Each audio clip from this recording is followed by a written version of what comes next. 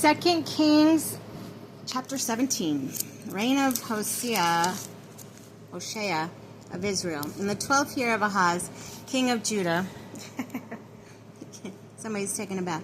Hoshea, son of Eliah, became king in Samaria over Israel for 9 years. He did what was evil in the Lord's sight, yet not to the extent of the kings of Israel before him. Shalmaneser, king of Assyria, advanced against him and paid him tribute. The king of Assyria found Hoshea guilty of conspiracy for sending messengers to the king of Egypt, Sais, and for failure to pay the annual tribute to the king of Assyria. How? So the king of Assyria arrested and imprisoned him. Then the king of Assyria occupied the whole land of the attack and attacked Samaria, which he besieged for 3 years. The end of Israel. Israelites deported. In Hoshea's 9th year, the king of Assyria took Samaria and deported the Israelites to Assyria and settled in Hyla in the Haber, a river of Gozan, and the cities of Medes. Oh, cutie. This came about because the Israelites sinned against the Lord God, their God, who had brought them up from the land of Egypt, from the hand of Pharaoh, king of Egypt.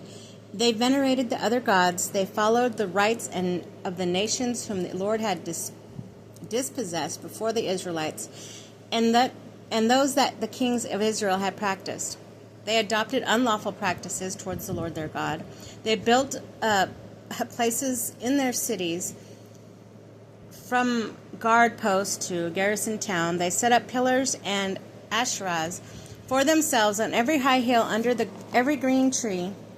They burned incense there and on all the high places, like the nations whom the Lord had sent into exile at their coming. They did evil things that provoked the Lord. They served idols, although the Lord had told them, "You must not do this." And the Lord warned Israel and Judah by every prophet and seer, "Give up your evil ways and keep my commandments and statutes in accordance with the entire law which I enjoined on your ancestors and prophets." But they did not listen. They grew stiff-necked as their ancestors who had not believed the Lord their God. They rejected all his statutes and the covenant he had made with their ancestors and the warnings he had given them. They followed emptiness and became empty. They followed the surrounding nations whom the Lord had commanded them not to imitate. They abandoned all the commandments of their Lord. Their God had made for themselves 2 molten calves and made an Asherah and bowed down to the host of Asherah. They bowed down to the host of heaven. They served Baal. They immolated the sons and daughters by fire. Yikes. They surrendered themselves to doing what was evil in the Lord's sight and provoked him. The Lord became enraged and removed them from his presence. Only the tribe of Judah was left. Even the people of Judah did not keep the commandments of the Lord their God, but followed in the rites and the practices of Israel. So the Lord rejected the entire people of Israel, and he afflicted them and delivered them over to plunderers, finally casting them from his presence. When he tore Israel away from the house of David, they made Jeroboam, son of Nebat, king. But the Jeroboam lured the Israelites away from the Lord, causing them to commit grave sin. The Israelites imitated Jeroboam in all the sins he committed. They would not depart from them. Finally, the Lord removed Israel from his presence, just as he had declared through all his servants and the prophets. Thus Israel went into exile for their native soil to Assyria until this very day. Foreigners deported to Israel.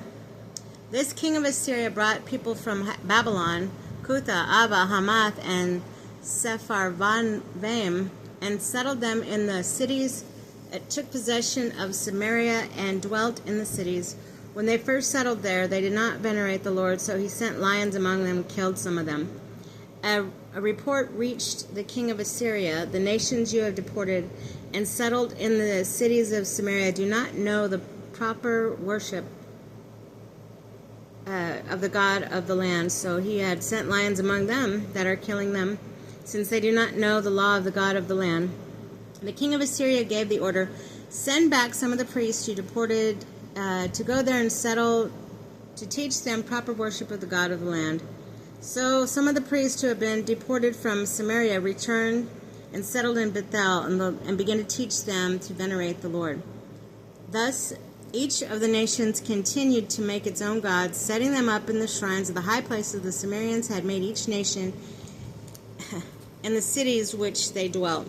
The Babylonians made Sukkot Benoit, the people of Cuth made Nergal, from the Hamath made Ashima.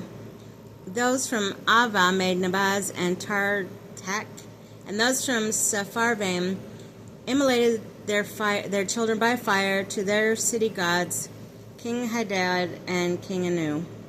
At the same time they were venerating the Lord, appointed from their own number priests for the high places to offer for them into the shrines on the high places. They were both venerating the Lord and serving their own gods. They followed the customs of the nation from among whom they had been deported.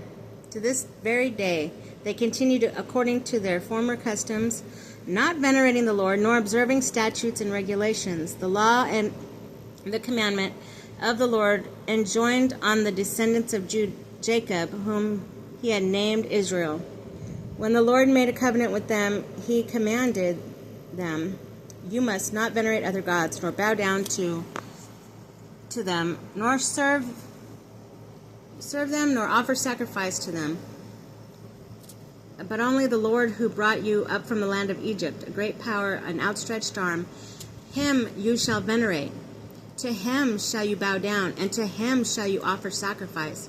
You must be careful always to observe the statutes and ordinances, the law and commandment in which he wrote for you. You must not venerate other gods. The covenant I made with you, you must not forget. You must not venerate other gods. You must venerate only the Lord your God. It is he who will deliver you from the power of all your enemies. But they didn't listen. They continued to act accordingly to their former customs. But the nations were both venerating the Lord and serving their idols. Their children's and children's children are still acting like their ancestors to this very day.